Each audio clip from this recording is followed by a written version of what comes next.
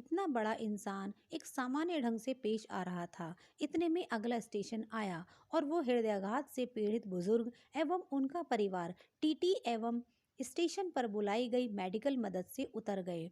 Rail वापस चलने लगी। मैंने उत्सुकतावश पूछा, डॉक्टर साहब, आप तो आराम से एसी में यात्रा कर सकते थे ना, फिर स्लीपर में क्यों? वे कुछ रुककर बोले। हेलो फ्रेंड्स, ब्यूटीफुल लाइफ में आपका स्वागत है और उम्मीद करते हैं कि आप सब अच्छे होंगे। तो जल्दी से हम शुरू करते हैं। मैं कहीं एक शहर में कार्यरत था। अचानक घर पर मेरे पिताजी का फोन आया कि तुरंत चले आओ, जरूरी काम है। मैंने आनन फानन में रेलवे स्टेशन तक पहुंचा और तत्काल में रिजर्वेशन की कोशिश की, परंतु कोई भी सीट उपलब्ध नहीं थी। सामने प्लेटफॉर्म पर ग्रैंड ट्रक एक्सप्रेस खड़ी थी और उसमें बैठने के लिए जगह नहीं थी, परंतु मरता क्या ना करता। घर तो जाना ही था कैसे भी। बिना कुछ सोचे समझे खड़े स्लीपर क्लास के डब्बे में मैं चढ़ गया।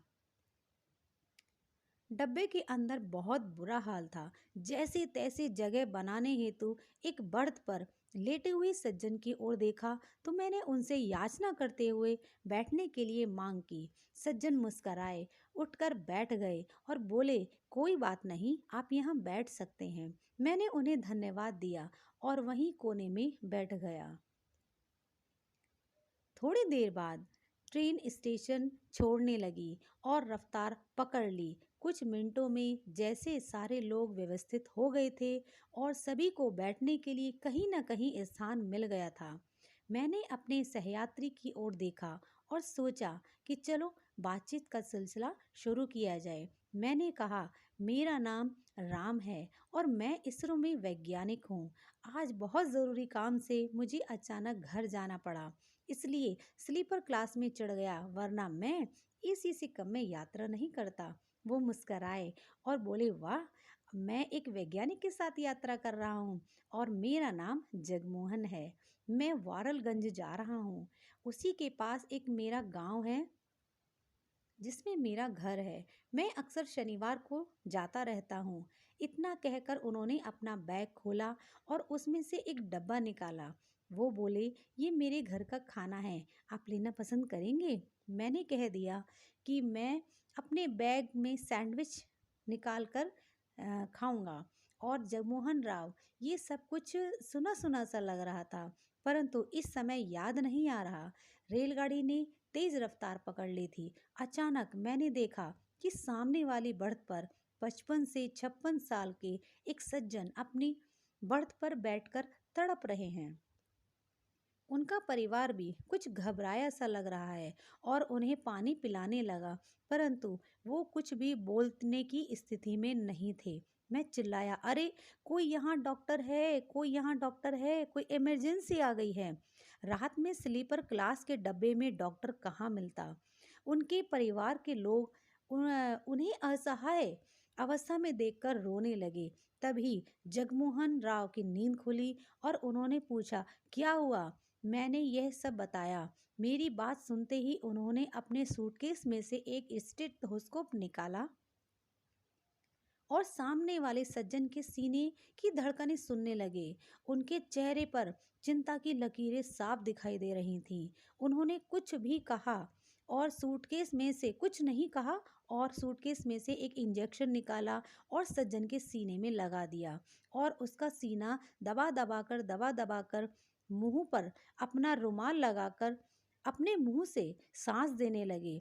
कुछ मिनट में सीपीआर देने के बाद मैंने देखा कि रोगी सहयात्री का तड़पना कम हो गया। जगमोहन जी जो अपने सूटकेस में से जी ने कुछ अपने सूटकेस में से कुछ गोलियां निकाली और उनके परिवार से बोले कि बेटा, घबराने की बात नहीं है। आपके पिता को थोड़ा सा हृदयाघात यानी कि हार्ट अटैक आया था। मैंने इंजेक्शन दे दिया है और ये समय समय पर दवाइयाँ देते रहना। उनका बेटा आश्चर्य से बोला, पर आप कौन हैं?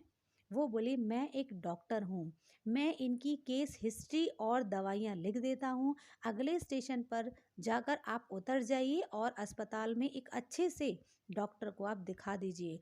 उन्होंने अपने बैग से एक लेटर पैड निकाला और जैसे ही उस लेटर पैड पर नज़र पड़ी, मेरी यादाश्त वापस आ गई। उस पर छपा था, डॉक्टर जगमोहन, हृदय रोग विशेषज्ञ यानी कि हार्ट स्पेशलिस्ट, अपोलो हॉस्पिटल। अचानक मुझे याद आया कि कुछ दिन पहले जब मैं अपने पिता को चेकअप कराने के लिए अपोलो हॉस्पिटल में गया था, तो वहाँ मैंने एक डॉक्टर जगमोहन के बारे में सुना था। वो अस्पताल के सबसे वरिष्ठ यानी कि सीनियर, एक विशेष प्रतिभावान हृदय रोग विशेषज्ञ हैं, यानी कि हार्ट स्पेशलिस्ट हैं। उनका अपॉइंटमेंट लेने के लिए भी महीनों हमें वेट करना पड़ता था। मैंने उनको आश्चर्य से देखा, इतना बड़ा डॉक्टर एक स्लीपर क्लास में यात्रा कर रहा है, और मैंने एक छोटा सा तृतीय श्रेणी का वैज्ञानिक इस घमंड से बात कर रहा है कि मैं तो एसी से नीचे बात ही नहीं करता। ये इतने बड़े आदमी इतने सामान्य ढंग से पेश आ रहे हैं। इतने में अगला स्टेशन आ गया और वो हृदयाघात यानी कि जो हार्ट अटैक पेशेंट था, उसका परिवार टीटी एवं मेडिकल की मदद से स्टेशन से उतर गया। रेल वापस चलने लगी। मैंने उत्सुकतावश उनसे पूछा, डॉक्टर साहब, आप तो आराम से एसी में यात्रा कर सकते थे, फिर स्लीपर में क्यों?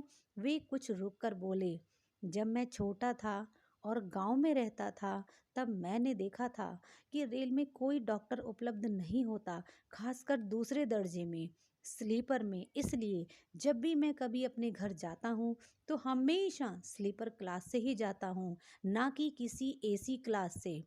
ना जाने कब किसको डॉक्टर की ज़रूरत पड़ जाए।